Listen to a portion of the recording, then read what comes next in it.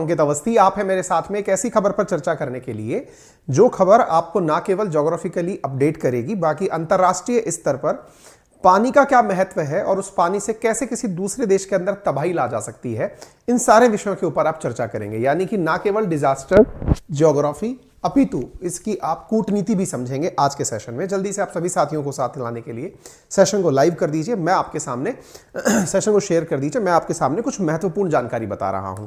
यदि आपको पता है तो मुझे कमेंट बॉक्स में बता सकते हैं कि दुनिया का सबसे ज्यादा या सबसे बड़ा डैम कौन सा है, जो बिजली उत्पादन के लिए सबसे बड़ा डैम समझा जाता है। अगर आप जानते हैं जल्दी से कमेंट बॉक्स में बता दीजिए, नहीं तो मैं थोड़ी ही देर में आपको बता दूंगा। दूसरा, क्या आप ये जानते हैं कि दुनिया के अंदर जितनी भी नदियां हैं उन नदियों में से जो मेजर वाटर सप्लाई, यानी यूं समझिए कि दुनिया के हर 5वें व्यक्ति को जो नदी पानी पिलाती है, या यूं कहिए ये हर 5वें व्यक्ति को जो क्षेत्र पानी पिलाता है उसका नाम तिब्बत है। अगर आप ये बात जानते हैं तो आप बहुत ज्यादा जानते हैं। आइए मैं आपको आज कुछ इसी तरह की रोचक बातें आज के सेशन में बताऊंगा और फिर हम सारी बातों को आज के सेशन से रिलेट करेंगे। मैंने आपसे पहला सवाल पूछा, दुनिया की सबसे बड़े डैम का नाम क्या आप जानते हैं? तो आइए मैं आपको सबसे पहले यहां पर जवाब देता हूं। देखिए साथियों, आपके सामने यहां पर एक नदी का सिस्टम पूरा की पूरा दिखाई पड़ रहा है। अगर आप रिवर सिस्टम को देखें तो यहां पर आपको ये जो येलो मार्क दिखाई दे रहा है, इसका नाम है three gorge dam. Three gorge dam, जहां पर आपको लिखा दिखाई दे रहा है 22.5 गीगावाट का, ये चीन के अंदर स्थित दुनिया का सबसे बड़ा डैम समझा जाता है। क्यों समझा जाता है? क्योंकि इसने 22.5 गीगावाट बिजली उत्पादन की क्षमता हासिल कर रखी है। कितना होता है ये? 22,500 मेगावाट। अच्छा, कौन सी नदी के ऊपर स्थित है? यांगत्से रिवर के ऊपर स्थित है ये।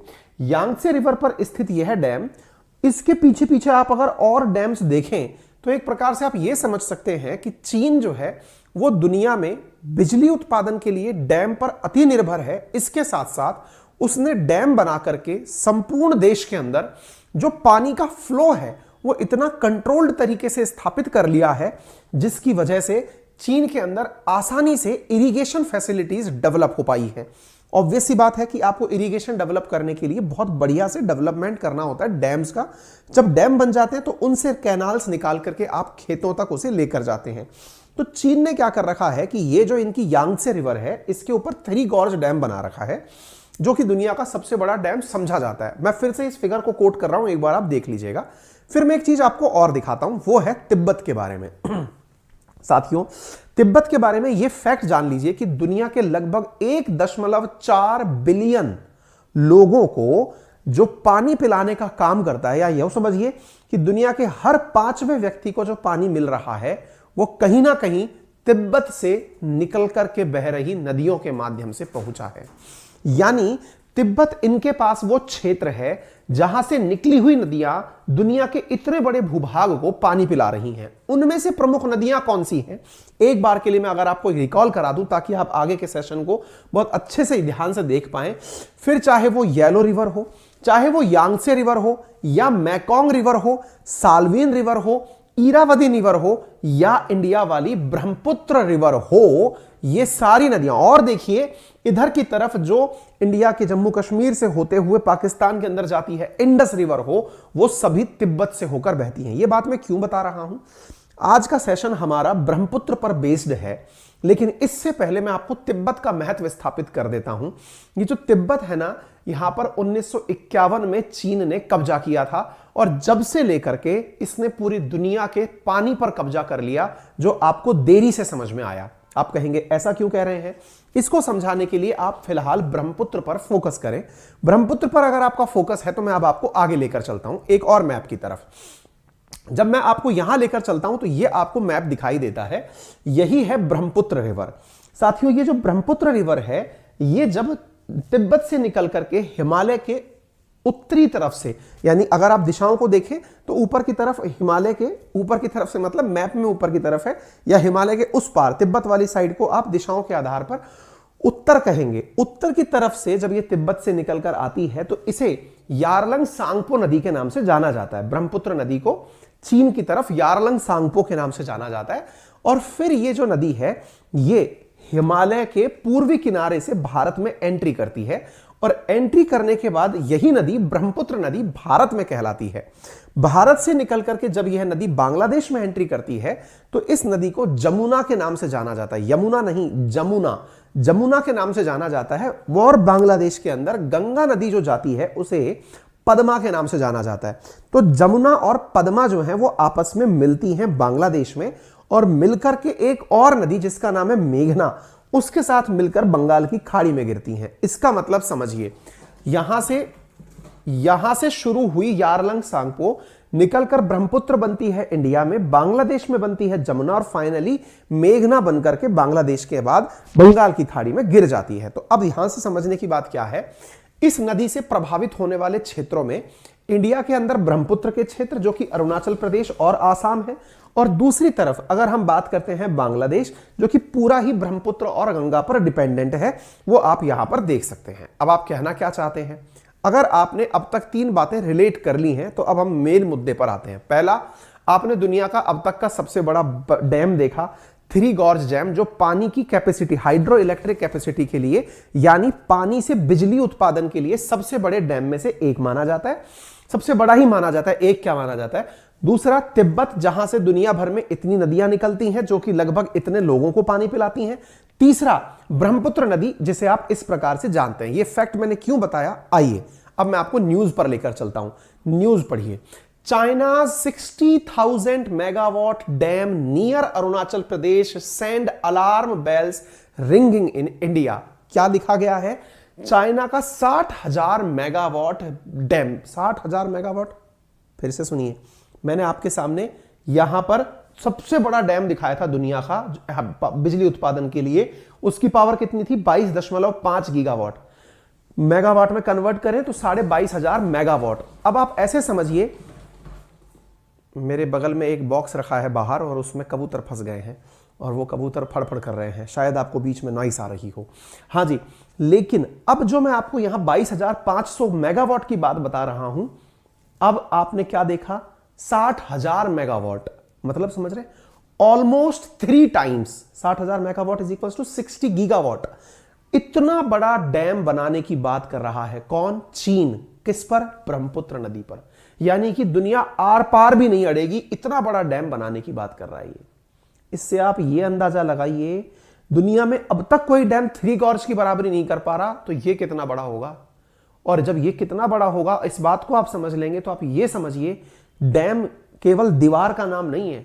डैम पर आप पानी रोकते हैं पीछे तक, यानी यारलंग सांगपो का पूरा पानी पीछे रोकेगा।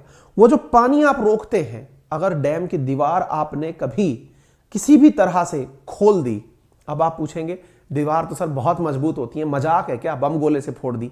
हमने कहा नहीं, हम मजाक नहीं कर रहे, प्रकृति मजाक करती है। बोले क्यों, क्योंकि जिस क्षेत्र में यह बन रहा है वो अर्थक्वेक जोन 5 में आता है। यानी चीन जिस क्षेत्र में हिमालय के इसे बना रहा है, पूर्वी हिमालयी क्षेत्र भूकंप के 5वें जोन के अंदर आता है, सबसे संवेदनशील जोन में आता है भारत के। और जहां पर यह डैम बनेगा भारत के किनारे पर, वहां अगर अर्थक्वेक आते हैं और किसी भी प्रकार से पानी लीक होता है तो शायद वो मानव सभ्यता की सबसे बड़ी त्रासदियों में से एक होगा। अरुणाचल प्रदेश, आसाम और बांग्लादेश के निशान मिट जाएंगे। आज जब ब्रह्मपुत्र नॉर्मल तरीके से बहती है तो भी बारिश के समय पर आसाम पानी में डूबा रहता है। आसाम के अंदर, आसाम की जो ओवल शेप जैसी आकृति है, अंडाकार जैसी आकृति है, उसमें पानी भरा रहता है। आप विचार करिए कि अगर अर्थक्वेक से कभी ऐसा हुआ तो आसाम, अरुणाचल प्रदेश और इसमें बांग्लादेश के अंदर सुनामी आ जाएगा, जिसकी आप कल्पना भी नहीं कर सकते। इसलिए यह एक अपने आप में बहुत बड़ी चिंता की बात है जो कि आपको समझनी चाहिए। ठीक है, इतना ही नहीं, अगर मैं आपको यह मैप की स्ट्रक्चर दिखाऊं तो प्रपोज्ड कहां है, तो मैप आप इस प्रकार से देख सकते हैं। भारत के उत्तर की तरफ ये जो रेड डॉट आपको दिखाई दे रहा है, ये मैडॉग नामक जगह है जहां पर इस डैम को प्रपोज किया गया है। साथियों, ये जो ब्रह्मपुत्र नदी है 2900 किलोमीटर के आसपास लंबी, यारलंग सांगपो के नाम से जानी जाती है। आप अंदाजा लगाइए कि चीन किस प्रकार से अपने यहां पर उपस्थित प्राकृतिक संसाधनों का अधिकतम उपयोग करके अपनी प्रगति को आश्वस्त करता है।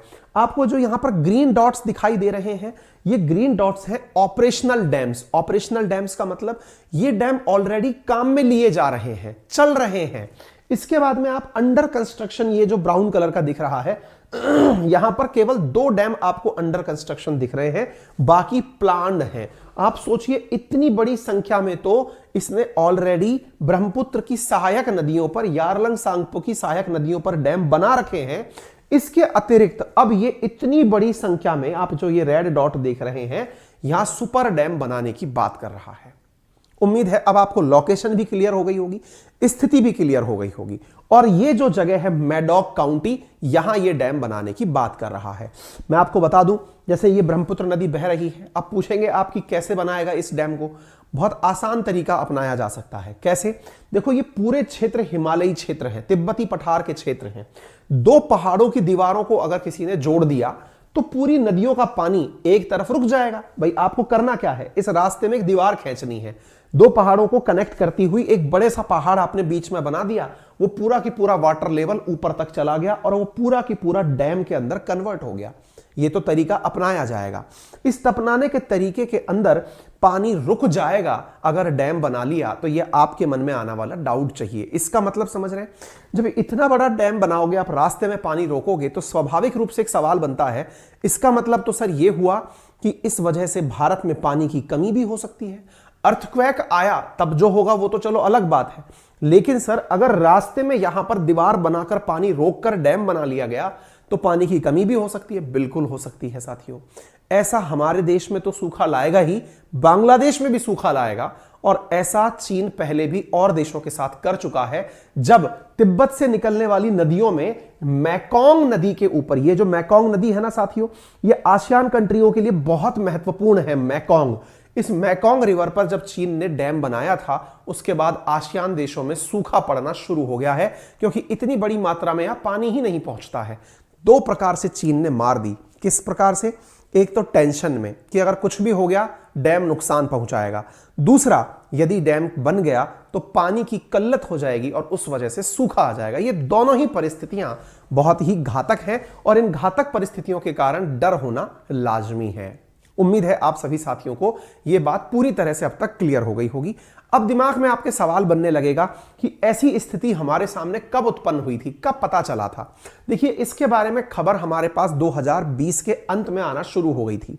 30 नवंबर 2020 को कैसे आई थी? इन्होंने अपने पंचवर्षीय प्रोग्राम के अंदर इस डैम का विकास प्लान करके डाल दिया था। जब ये न्यूज हमारे पास आई, यहां पर आप ग्लोबल टाइम्स की खबर देख सकते हैं, और उस समय जैसे ही ये न्यूज निकल कर आई, तुरंत फिर हम लोग भी चिंता में चले गए। फिर इंडिया ने इसका सॉल्यूशन क्या निकाला।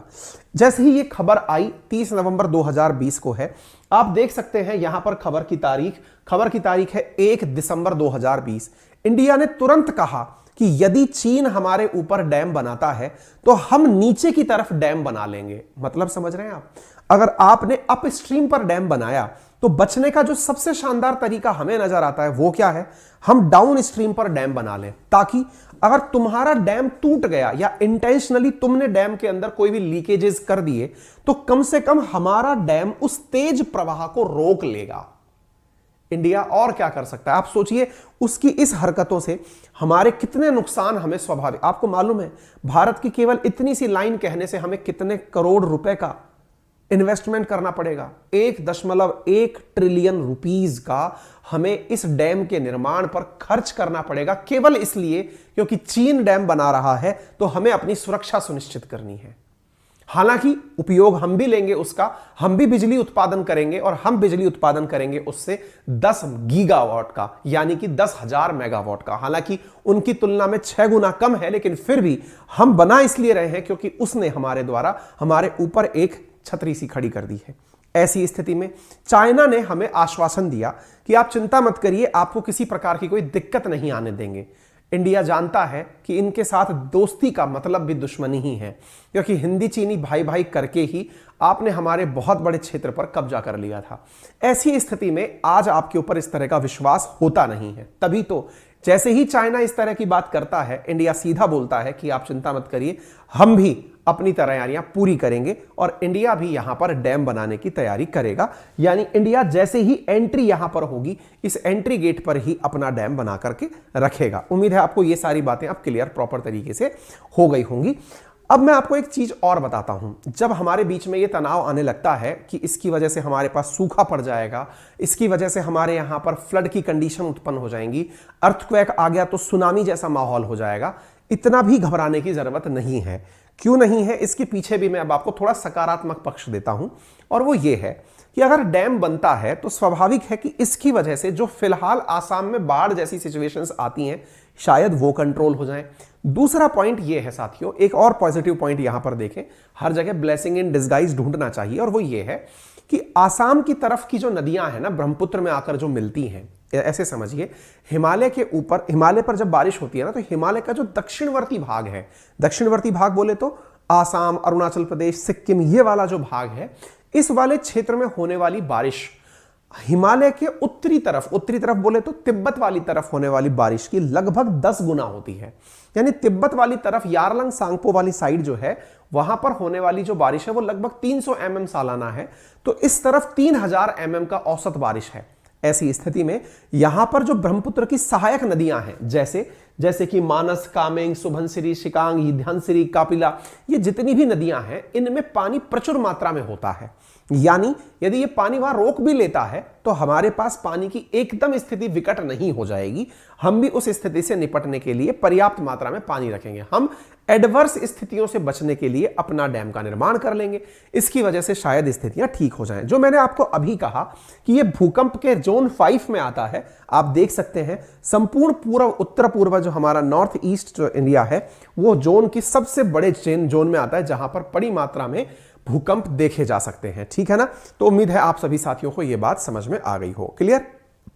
तो ये मैंने बता दिया, इंडिया प्लान कर रहा है और इंडिया ने इसके लिए इतना करोड़ का पैसा निकाल लिया है, और यूनियन गवर्नमेंट ने इसको करने के लिए इसके ऊपर, बिल के ऊपर चर्चा भी कर ली है। ठीक है? और कहां बनाएंगे हम ये लोग? तो यिकिंगलोंग लेकर के जगह है, यिकियोंग नामक जगह पर भारत अपना डैम बनाएगा ब्रह्मपुत्र के ऊपर, ताकि चाइना का जो अपस्ट्रीम डाइवर्जन है उसको कंट्रोल किया जा सके। समझ में आ गया? अगर आ गया और बहुत सारी जानकारी अगर आपको मिल गई है इस सेशन से, तो एक नैतिक जिम्मेदारी होनी चाहिए कि इस सेशन को अपने सभी साथियों के साथ साझा भी करें। हमने पूर्ण तैयारी की थी आपके साथ इस नॉलेज को साझा करने की। आपको बहुत अच्छा कंटेंट भी मिला होगा, ज्योग्राफी में बहुत सारी मार्किंग मिल गई होगी, आपको चीजें समझने में आसानी रही होगी, और अगर आपको इतना नॉलेज मिल गया है तो वीडियो को लाइक और शेयर भी कर दीजिए। धन्यवाद।